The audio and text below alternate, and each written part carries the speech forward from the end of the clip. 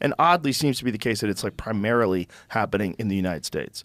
Like if you look at the difference between the UFO sightings around the world and the UFO sightings in the United States, we're locked in. We're locked in. I said this to you last time, I think. Yeah. Yes, Yeah. When you yeah. asked me what do I think of aliens, I was like, I would find it a lot more credible if it wasn't all in North America. But also, as an American, I have to say, it's probably because we're the shit. And if I was an alien, what am I going to do? Go to Czechoslovakia? Get the fuck out of here. I'm going to go check out San Francisco. Like, look at all the shit in the streets. Right. Look at all the needles. These people are crazy. I think there's probably both things going on. I think there's probably some sort of extra dimensional possibility that I think occurs during psychedelic drugs and during certain states of altered consciousness, that I have a feeling you're tuning into something that's not always available, but probably is always there. And then there's probably a physical element of things coming here from somewhere else, because we do that. It just seems so duh. Like, allegedly, we went to the moon, but we definitely sent rovers to Mars. We definitely send satellites into space to take incredible imagery of Jupiter. We definitely do all that. Why would we not think that another species would do that?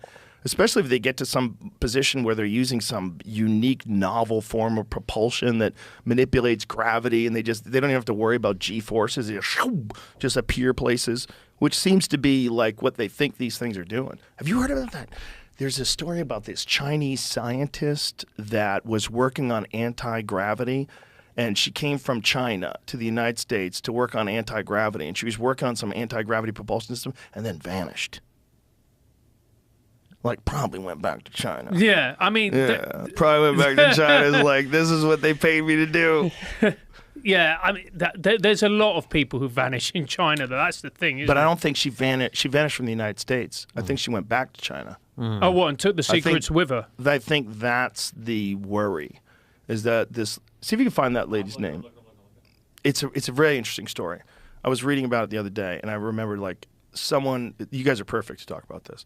Because that would be the ultimate thing that you'd have to keep secret from another country. Because if you have espionage, if you have people that have infiltrated your universities, and they certainly do, and if you have people who have infiltrated your military contractors, and they certainly do, we do it. I'm sure they do. Oh, they definitely do. Yeah, I mean, the southern border is the fact that it's as open as it is. Yeah, that's a lot of them are coming through there. Of course. Yeah. But if you're making something that is some sort of a gravity propulsion system, and you've made a breakthrough, you're not going to put that on Wired.com.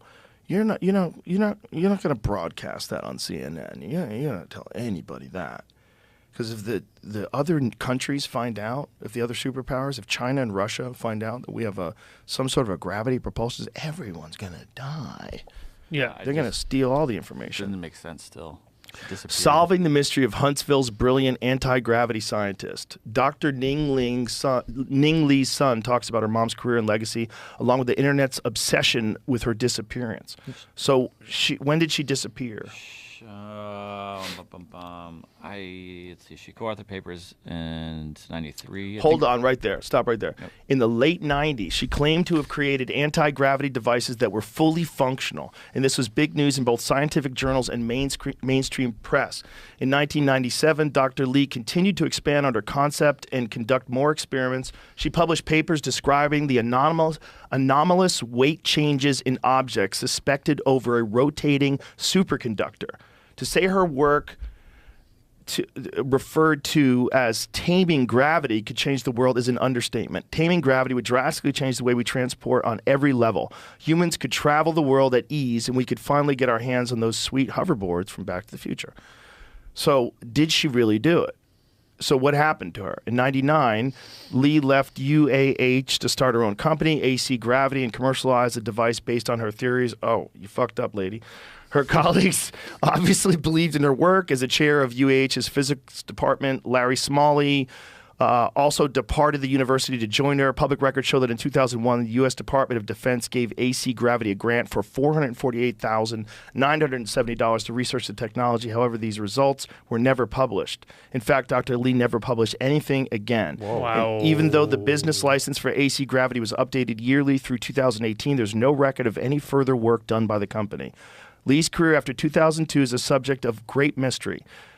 Barely Sociable's research turned up a document showing that she gave a presentation at the 2003 MITRE conference titled Measurability of AC Gravity Fields.